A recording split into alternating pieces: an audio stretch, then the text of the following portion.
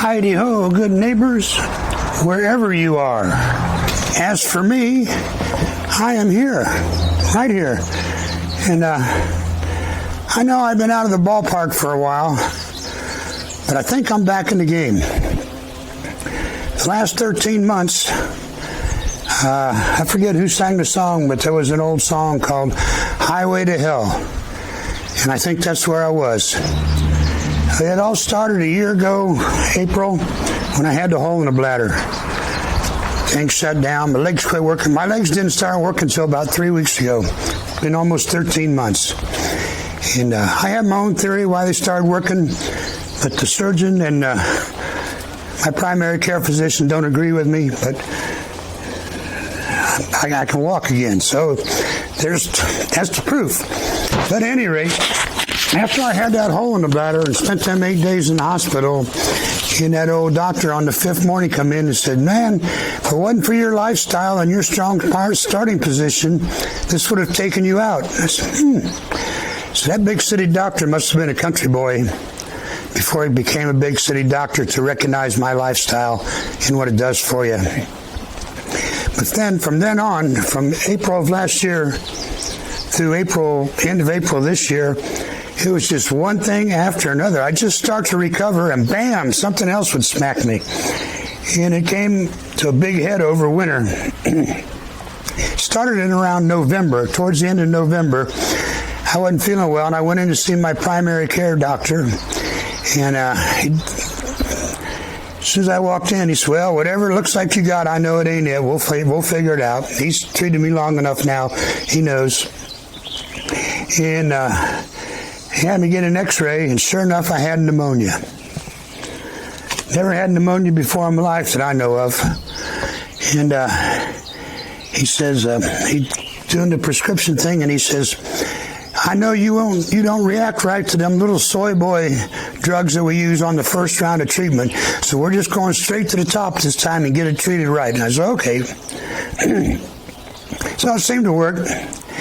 And 2-3 weeks later, I woke up at midnight, couldn't breathe.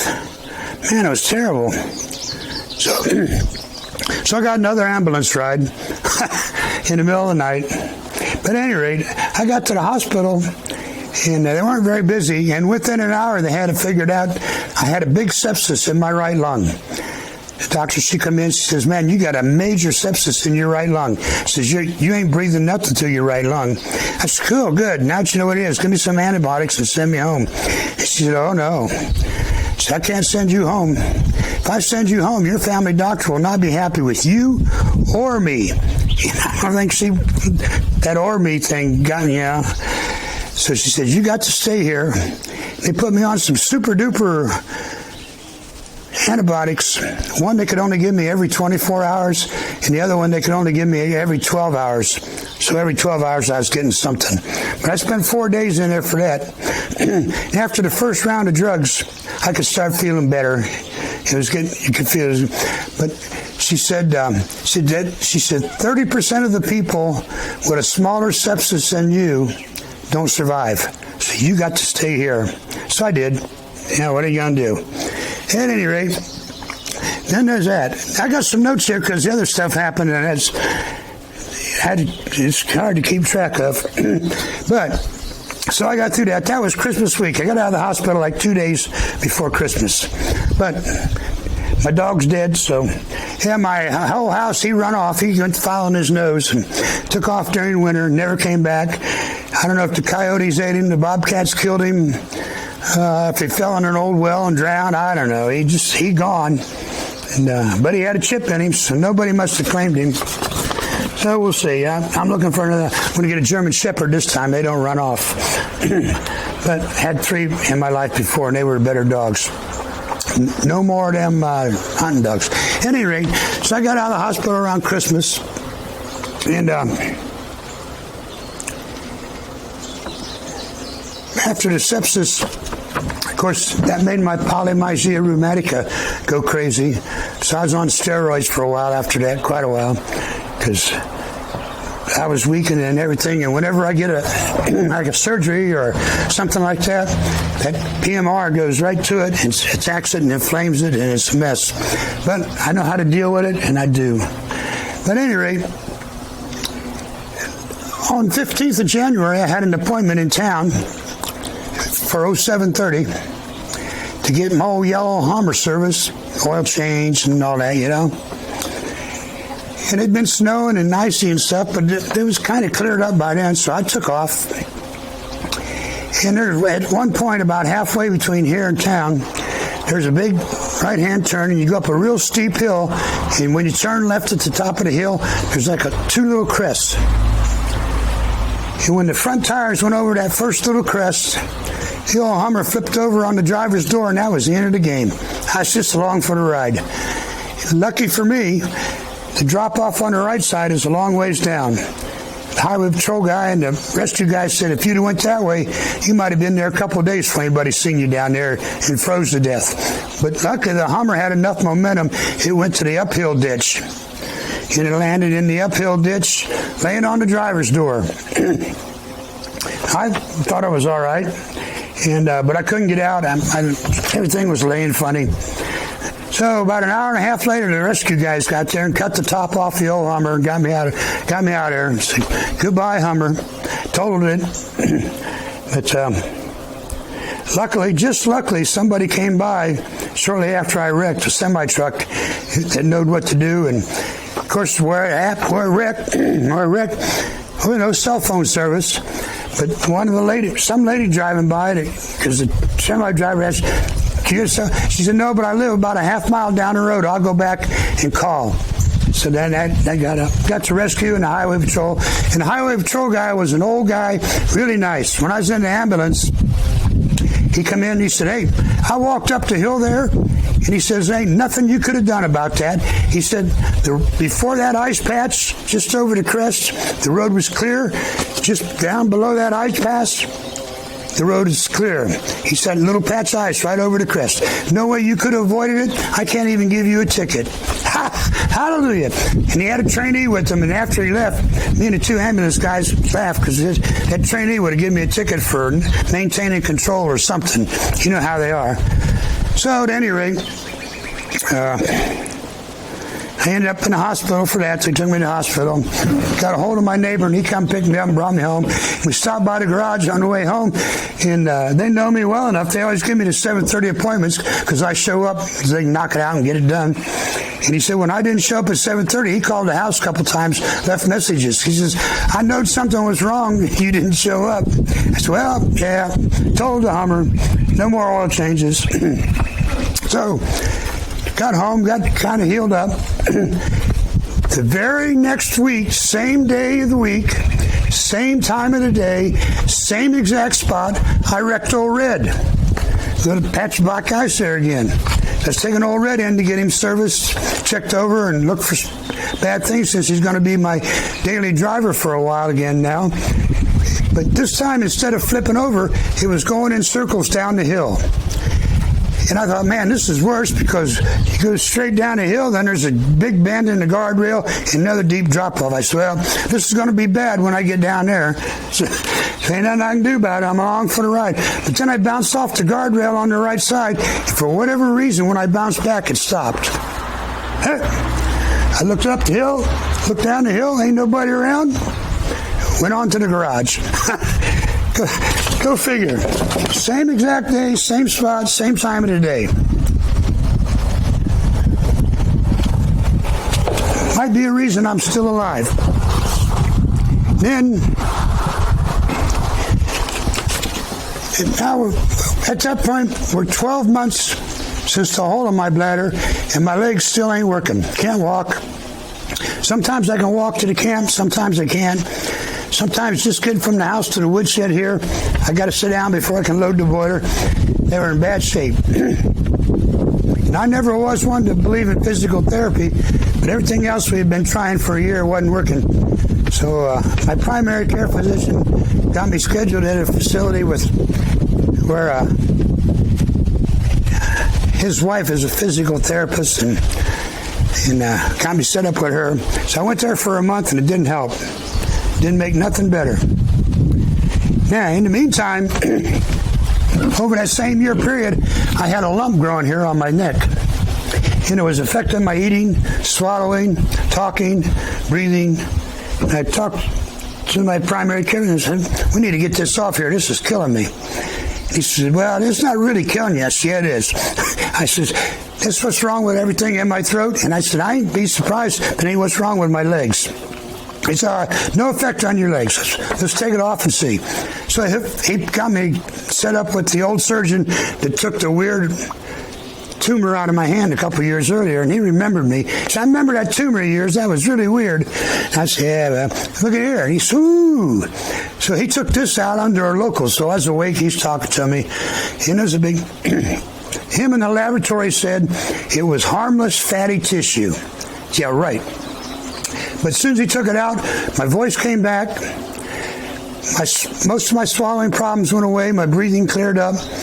But he said that was because my scar tissue from my old tracheotomy was real deep into my esophagus, and the fatty tissue was pushing up on, pulling everything up. I said, and 30 hours later, my legs started working. 30 hours after the surgery. Took that off. So when I went in for my follow-up with him the next week, I said, hey, fix all that? Yeah. Well, it was all that, but I said, my legs started working too. He said, no way. He said, that had nothing to do with your legs. I said, they didn't work for a year. 30 hours after you took that off, they started working. I'll give the surgeon credit. He was curious enough to come over by the thing there and sit down and ask some questions about it. But he stuck with his story. No, couldn't. So my next visit to the primary care physician, I said, this fixed my legs. He said, no, I said, maybe it was putting out some kind of toxin. It was keeping my legs from healing up and working. Nah, fatty tissue don't do that. So, well, maybe it did for me. How many other weird things have I had that you and others have said no way and then it turned out to be the way? Yeah. All right. And then, we got my legs working. And, then my back went out again. And but my back surgeon down in Mayfield, he looked at the MRIs and X-rays.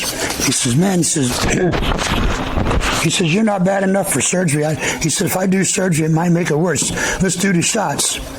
I said, well, if you remember, we tried the shots before on my back and it didn't work. He said, yeah, but you was much worse off then than you are now. He said, let's try the shots. I said, okay. So you have to go through 2 test rounds of shots before they give you the semi-permanent one. So I went through them 2 test ones and they worked pretty good. But then my bladder cancer doctor said, I got 3 tumors. We got to get them out right now. So took them out. Then the back doctor, he said, oh, no, we got to have 14 days in between 2 procedures. I said, well, my back thing's scheduled for the 12th day. What do you expect to happen on the 13th or 14th day that's not going to happen on the 12th day? Nobody can answer that. I said, well, that must be a stupid government policy then if you make a rule and it applies to everybody no matter the circumstances. So at any rate, last Thursday, 2 days ago, I got my spinal appellation. They put the stuff in there, and it still hurts. Not as bad, but it still hurts. But he did tell me, he said that usually it takes a week for it to fully kick in, and he said in some rare cases, 6 weeks. As well, better not take 6 weeks, or I'll be back. He said, I know you will. Yeah. But they did tell me this appellation, they burned off the nerve, but it'll grow back. He said it can last anywhere from a month to a year. So we'll see. He said if it lasts 6 months or less, they count it as a failure. I said, well, get ready to get out your accountant sheet. So, but at any rate, that's where we were. I think I got everything covered there. So as soon as this heals up, I can give it. I've been trying to do a little bit out in the wood yard here and there, as I can.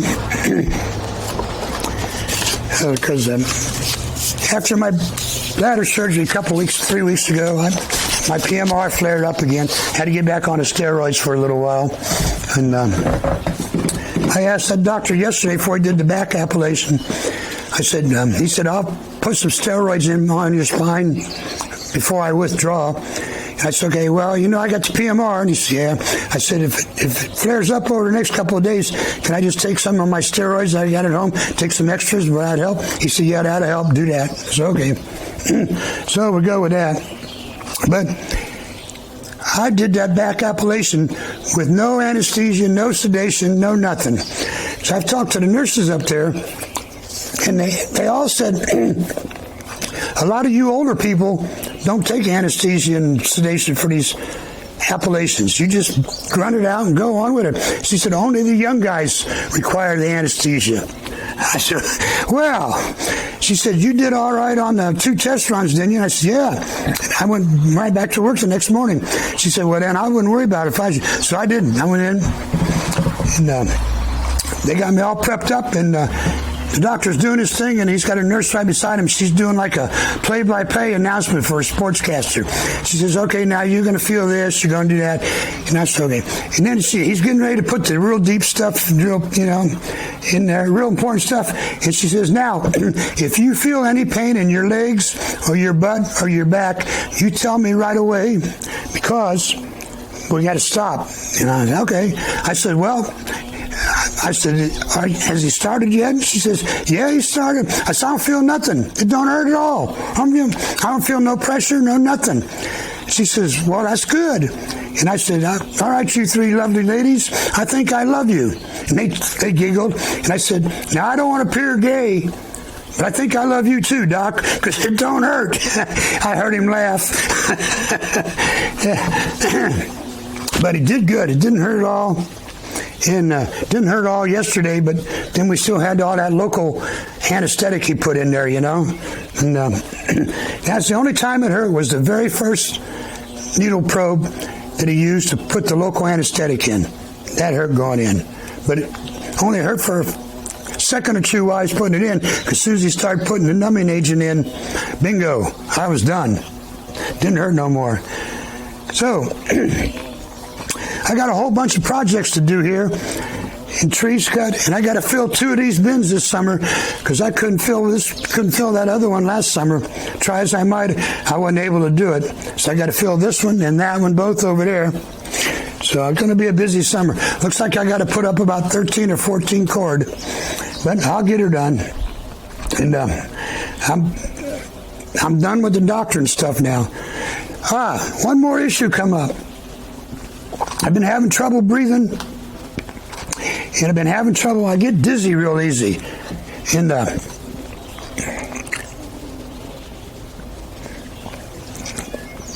told my primary care doctor about him, because he's the only doctor I totally trust. And sometimes when these other surgeons and stuff tell me something, if I don't quite think it's right, I'll ask him, and if he agrees with them, I accept it. And if he has another theory, that's even better. But I trust his view, because but at any rate, so I told him on my last visit, I said, hey, this breathing thing is getting to be ridiculous, and I get dizzy all the time, just over nothing. I said, I can just be sitting still, and suddenly I'm dizzy. Sometimes I'm out working, I got to stop, dizzy, gonna fall. So he had me wear a heart monitor for 2 days. And then he says, oh, man, you need to go see cardiology. I said, no, I don't. He said, yeah. He said, you're extra. I've known since 1968 I got extra heartbeats. He says, yeah, but you got 45,000 extra heartbeats in 48 hours. He says, that's too many. I said, well, how many years has that been going on? I'm still here, so we'll see. I don't want to go to cardiology and all their stupid stuff. But it was in 1968 when I was informed in the military, yes, you have an extra heartbeat, back to duty. It's normal for you. It's been that way. Now, how long it's been? He said, I'm getting about 1,000 extra beats an hour from the lower part of my heart. How long it's been doing that, who knows? But it didn't just start 2 weeks ago, so I'm just going to maybe reconsider after I get all these bins full up. But since my legs started working about 3 weeks ago, what I've been doing, I had a whole year's worth of small projects right here around the house, the garage and the woodshed. I've been working on them. And I'm going to try and make a video over the weekend here. I'll show you all the projects I got to do. I got a big cut tree up there. My neighbor cut down for me last fall. We got to drag it up the hill, cut it up. I got a blow down on the path back there. I got a blow down over here. Got a couple of cut trees way in the back. Got to get them all cut up, put them in the wood yard. I'm going to try and get a big stack going, build it as fast as I can. So maybe about August to 1st September, I can spend the next 45, 50 days just standing there splitting and getting these bins filled. And then I got a 120-gallon propane tank over there. And I'm filming that as I work on it. But I'm going to use that to fill all my 20, 30, and 40-pound tanks. It's real simple to do once you get it set up right. I got parts on order, and I had to take the vapor valve off and replace it with one that goes all the way down to the bottom of the tank, so at the end of the tube is below the liquid. That's where you need it. Not vapors. But at any rate, I'm kind of filming that as I go along, and when I get it all done, I'll put it together and put it up so you can see it. But I've been wanting to do that for a couple of years. Just couldn't find a tank. And I just happened to stumble across that one on Facebook Marketplace. It wasn't far from here. And the guy, he had two of them for sale. And I asked today, I only need one. Want to make a deal on one? He said, make me an offer. And I offered him what I was willing to pay, and he took it. He said, can you meet me out here at 6 o'clock? I'll be home from work. Boom. Put her in my truck and brought her home. And so he had 3 big sons, and my neighbor was with me. They picked it up and put it in the truck. When I got home, there was nobody here. So I'll show you when I do the video. I rigged up some pulleys and rope in a tree, pulled it up, got it out of the truck, said, yeah, got her done. You know, when you work alone, you just figure it out. That's it. So that's where we're at. I think I'm back. I still have some trouble with my legs. They're not quite right yet. Some of the low chairs I have trouble getting out of. But until 3 weeks ago, if I dropped something on the floor and knelt down to get it, I couldn't get up. I was stuck unless I was over to the edge somewhere where I could get a hold of something and pull up. Now I can get up from the middle of the floor. So that's an improvement. The lower chairs in my house, I can get up out of them without pushing down with my hand, but I can feel the big strain on my legs. So they're not where they need to be yet, but I'm working on them, you know. So every time I get out of a chair, I don't use my hands, unless I forget, which at my age is pretty common. So that's where we're at. And now the weather's getting better. And that's another thing I think helped make me start healing up and feeling better, was the weather's warming up, the sun's out. I'm getting out in the sun and getting it on my skin. And to me, the sun's the best healer of them all. All right.